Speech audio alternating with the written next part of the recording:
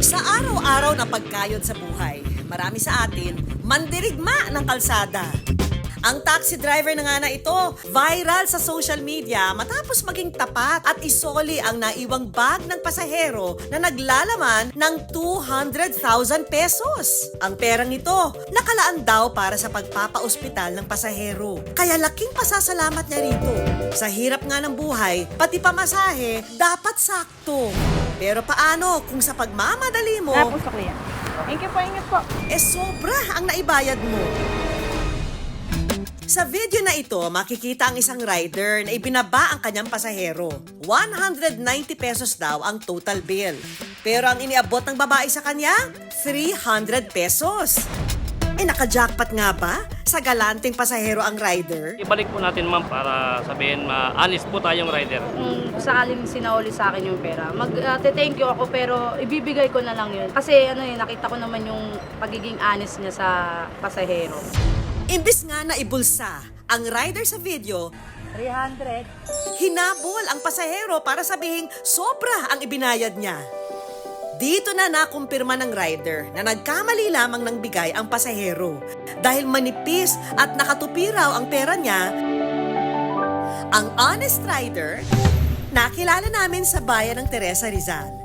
Siya ang 33 anyos na si Leonard. Dati raw pintor ng mga bahay si Leonard pero dahil kulang ang kinikita rito, naisipan niyang sumubok na maging rider. May isang taong kalahati ko na pong ginagawa yung pagiging MC Taxi. Mas malaki nga ang kita sa pagiging MC Taxi. Kaya nainganyo po ako. Kaya kahit wala po akong alam sa pagmumotor, bumili po ako ng motor.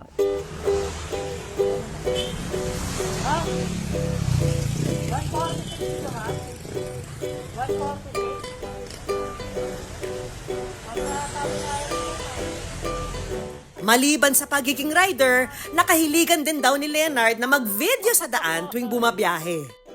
300. Sanay naman daw makatanggap ng tip si Leonard pero barya-barya lang daw. Napakanipis ng pera. Kaya ang iniisip ko, baka naipit lang yung 100. Kasi kadalasan, kunwari, di ba, 190 nga yung pamasahe niya. Yung sukli na 10 piso, hindi na kinukuha. Kaya ang ginawa ko, tinanong po siya, baka naipit nga lang talaga. Siyempre, mamaya may pangangailangan din yung tao. Hindi raw inaasahan ni Leonard na haharurot sa online views ang kanyang TikTok video.